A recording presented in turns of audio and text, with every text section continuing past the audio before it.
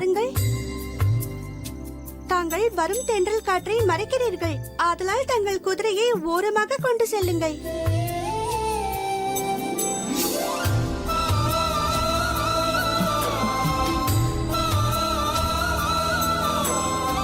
ஏன் அவ்வாறு கூறினாய்?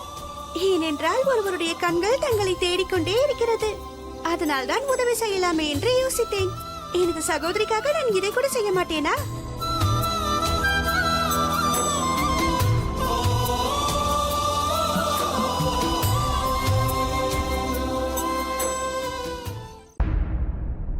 மகாராஜா, ஜலாலை பற்றி முக்கியமான விஷயம் தெரிய வந்துள்ளது. என்ன விஷயம் அது?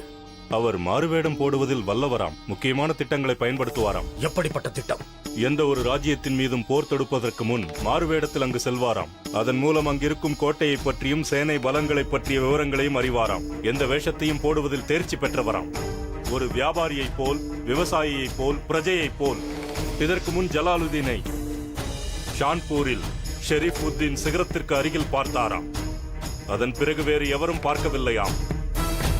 அந்த இடம் ஆமீருக்கு அருகில்தான் இருக்கிறது. ஆகையால் அவர் ஆமீருக்கு வந்தாலும் வரலாம். ஜலால் இங்கு வருவான் என்ற நம்பிக்கை எனக்கில்லை.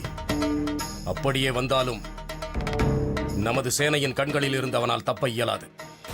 பார்மல் இந்த விஷயத்தை துளி கூட நம்பவில்லை. ஆமீருக்கு வரும் தவறை ஜலால் செய்ய மாட்டார் என்று நம்பினார். ஆனால் பார்மலின் எண்ணம் தவறாகிவிட்டது. ஏனெனில் ஆமீரில் ஏற்கனவே ஜலால் இருக்கிறார்.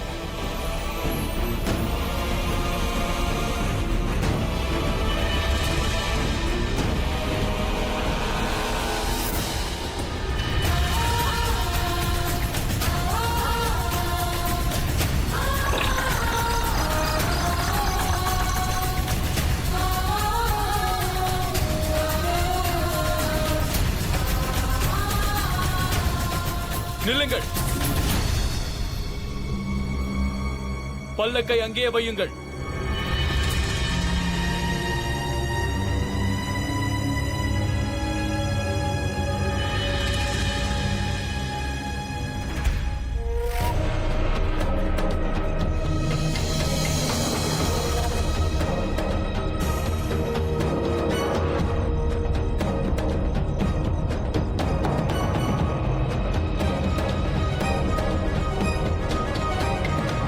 தாங்கள் வெளியே வரலாம் ஜோதா.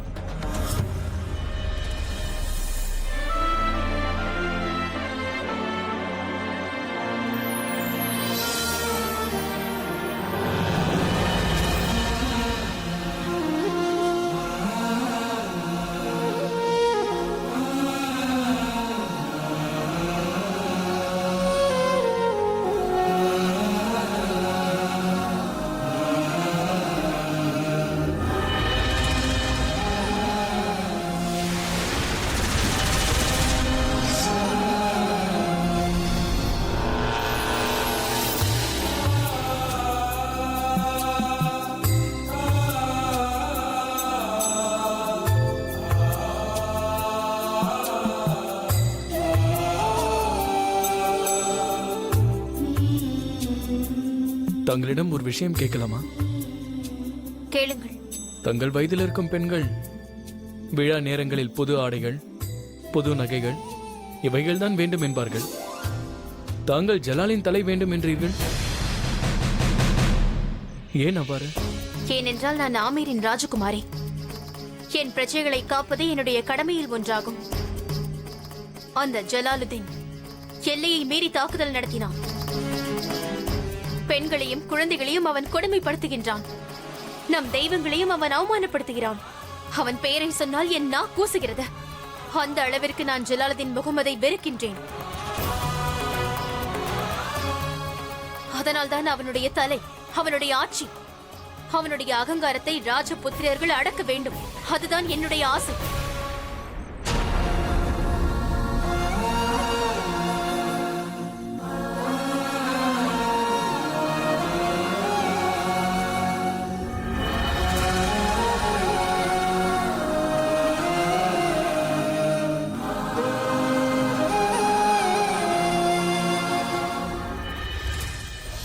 உங்களை பார்த்ததும் எனக்கு காதல் வந்துவிட்டது. ஆனால் இப்பொழுது அந்த காதல் இன்னும் அதிகமாகிவிட்டது. இன்று நான் உங்களுக்கு ஒரு சத்தியம் செய்கிறேன். உங்களையும் உங்கள் நாட்டு மக்களையும் என் இறுதி மூச்சு உள்ளவரை அனைவரையும் காப்பாற்றுவேன் என்று உறுதியளிக்கிறேன்.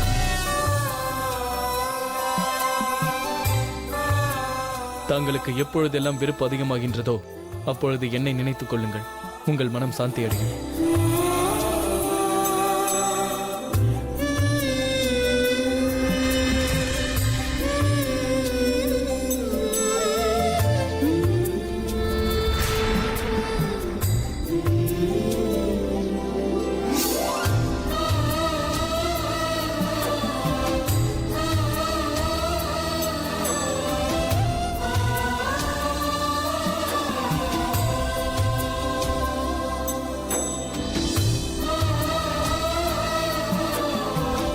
இவர்கள் இருவரும் என்ன அருமையான ஜோடி.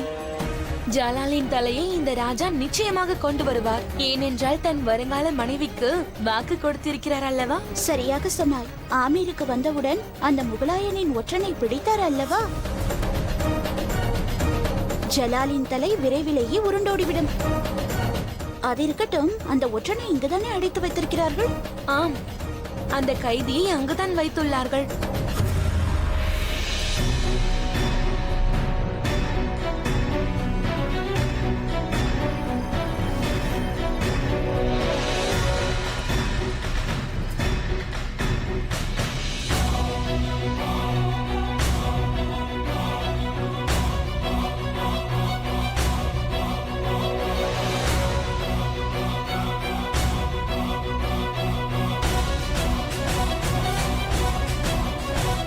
அட கயவனே, துரோகியே!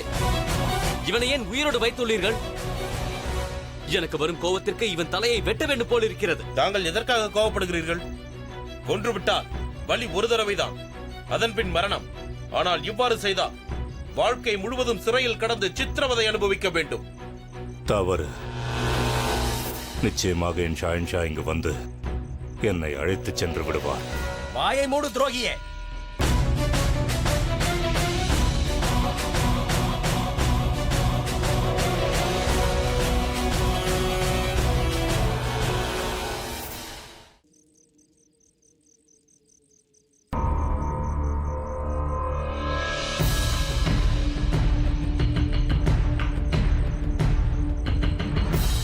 இவனுக்கு உண்ண உணவு அளிக்காதீர்கள். இவன் இன்னும் துடிதுடிக்க வேண்டும். அப்பொழுதுதான் இவன், இந்த முகலாயன், ஜலாலின் ரகசியங்களை நம்மிடத்தில் கூறுவான். அவர் மிக அருகில்தான் இருக்கிறார். அவரது வாள் எந்நேரத்திலும் உங்களை நெருங்க வாய்ப்புள்ளது. ராஜபுத்திர கோட்டையில் இருக்கும் கல்லை கூட உங்கள் ஷெஹன்ஷாவால் அசைக்க முடியாது.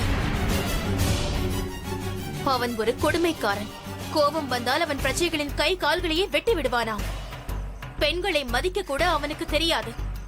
மறைந்திருந்த கோயிலை தாக்கும் கயவன் உன்னை இங்கு வந்தா காப்பாற்றப் போகிறான். நீ உயிருடன் இருக்க வேண்டும் என்றால் உனது விசுவாசத்தை ராஜபுத்திரனிடம் தியாகம் செய்துவிட. ஜலால் ரத்தம் சிந்தினால் மட்டும்தான் நீ பிழைக்க முடியும்.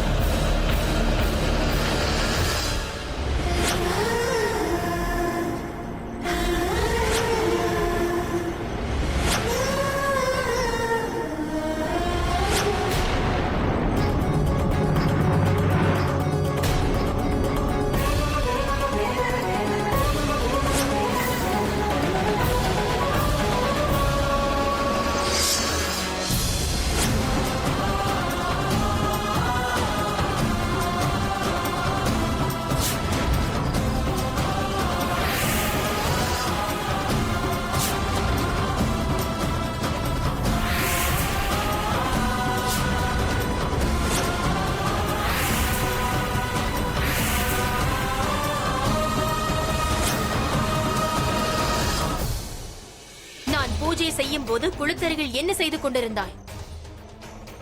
ராஜகுமாரியின் கேள்விக்கு பதில் சொல்.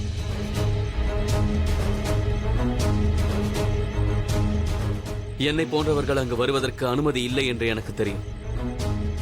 ஆனால் நான் என்ன செய்வது? என்னால் உங்கள் ராஜ்யத்திற்கு வராமல் இருக்க முடியவில்லையே. எமது ராஜ்யமா?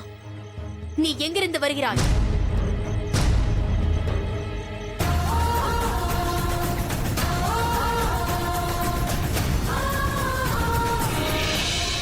உமர்கோட்.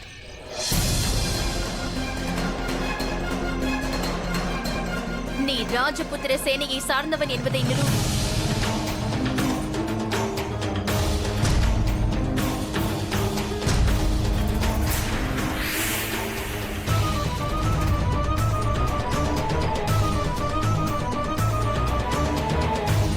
ராஜபுத்திர சேனையை சார்ந்தவன் என்று நிரூபி.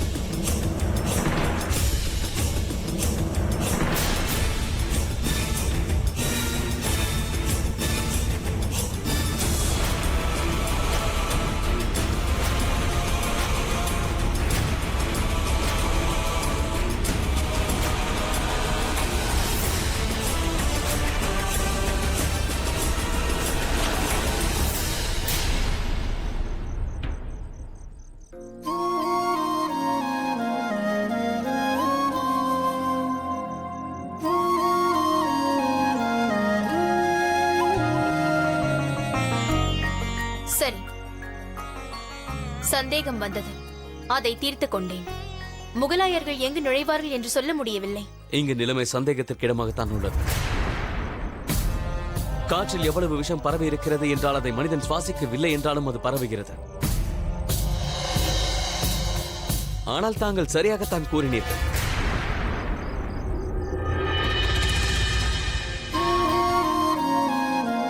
இங்கு யார் வேண்டுமானாலும் முகலாயர்களாக இருக்கலாம். உன் கழுத்தில் வாளை வைத்ததற்கு, நீயே இவனை தண்டிப்பதற்கு நான் உனக்கு அனுமதி தருகிறேன்.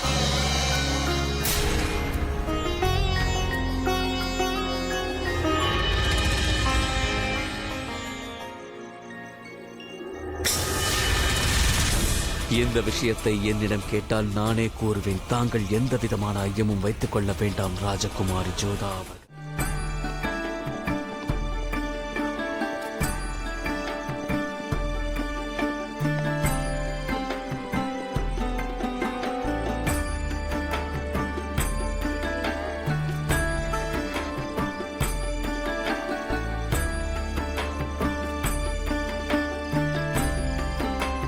இந்த இடம் அந்த சகுனிபாயின் இடம் அல்லவா? ஆம். என்ன சொல்ல போகிறாய்? சொல்வதற்கு என்ன இருக்கிறது? நைவேத்தியம் முதலில் அம்மனுக்கும் பிறகு இவர்களுக்கும் கொடுப்பது வழக்கம். என் குடும்பத்தினர் இவரை மிகவும் நம்புகிறார்கள். அப்படியென்றால் நீ? அவரும் சாதாரண மனிதர்தான், கடவுள் அல்லவே. மனிதர்கள் தவறு செய்ய மாட்டார்களா? இன்று முதல் முறையாக சகுனிபாயின் வாக்கு பொய்யாக போகிறது. ஓம் ஸ்ரீம் கிரீம் க்ளீம் காளி மாதாய நமக. ஓம் ஸ்ரீம் கிரீம் க்ளீம் காளி மாதாய நமக. ஓம் ஸ்ரீம் கிரீம் க்ளீம் காளி மாதாய நமக. ஓம் ஸ்ரீம் கிரீம் க்ளீம் காளி மாதாய நமக. ஓம் ஸ்ரீம் கிரீம் க்ளீம் காளி மாதாய நமக. ஓம் ஸ்ரீம் கிரீம் க்ளீம் காளி மாதாய நமக. ஓம் ஸ்ரீம் கிரீம் க்ளீம் காளி மாதாய நமக. ஓம் ஸ்ரீம் கிரீம் க்ளீம் காளி மாதாய நமக.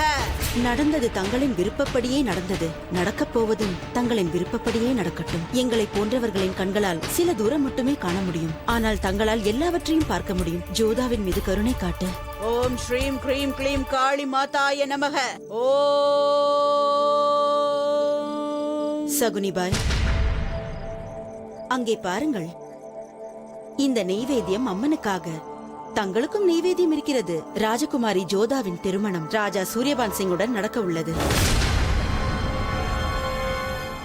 திருமண அழைப்பிதழை தயார் செய்துவிட்டால் மட்டும் நினைத்தது நடக்காது மைனாவதி. ராஜா சூரியபான் சிங்கை ஏற்றுக்கொண்டதால் ஜோதா தன் தலையெழுத்தை மாற்றிக்கொண்டாள். எனவே தாங்களும் முழு மனதுடன் ஆசீர்வதியுங்கள். ஒன்றை மட்டும் நினைவில் கொள் மைனாவதி, ஒரு சிலரே தலையெழுத்தை மாற்றிக்கொள்வார்கள். ராஜகுமாரிக்கு எனது ஆசிர்வாதம் என்னவென்றால், ராஜபுத்திரர்களின் தலையெழுத்தை மட்டும் மாற்றாமல் மதங்களை மாற்றும் ஆற்றல் பெற வேண்டும் என்றுதான். சரித்திரத்தின் பக்கங்களை திருப்பி பார்த்தால் அதில் இரத்த வாடை வீசும். ஆனால் உனது ஜோதா அதில் காதல் வாசனை வீசச் செய்வாள். அவளை பார்த்து சரித்திரமே கர்வம் கொள்ளும். உனது மகள் ஜோதா எவ்வளவு பெரிய மகாராணி ஆகப் போகிறாள் என்றால், ஜோதாவின் கரங்களை பற்றப் போகிறவன் இந்த நாட்டையே ஆளப்போகும் சக்கரவர்த்தியாக இருப்பான். ராஜகுமாரி ஜோதா இந்த சரித்திரத்திலேயே மிகப்பெரிய சம்ஹாரத்தை பார்க்க போகிறார். ராஜகுமாரி ஜோதாவை இந்த உலகம் யுத்தத்திற்காக மட்டுமல்ல, காதலுக்காகவும் பேசப் போகிறது. மைனாவதி,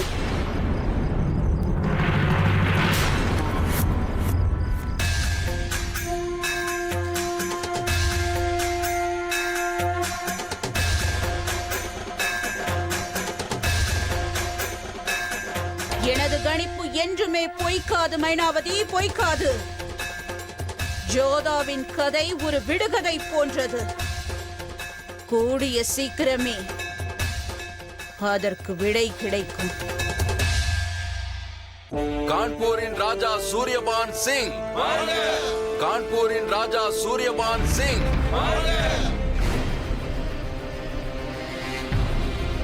என்னாயிற்று?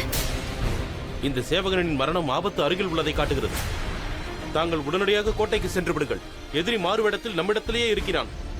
ஆனால் அவன் யார் என்று தெரியவில்லை. ஏன் வந்தான்? அவனுடைய திட்டம் என்னவென்று தெரியவில்லை.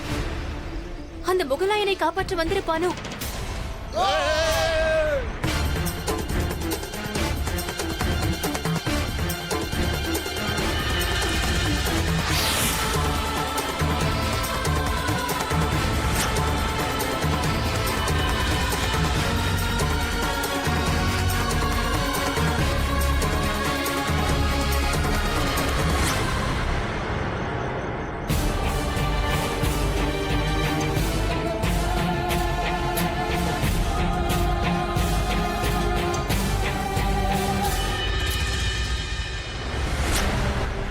அடுத்து நாம் யுத்தத்தில் சந்திப்போம். ஜலாலுதீன் முஹம்மது. ஜலால், அப்படியெனில் விளக்கு பூஜையில் என் அருகில் நின்று கொண்டிருந்தது ஜலால் தானா?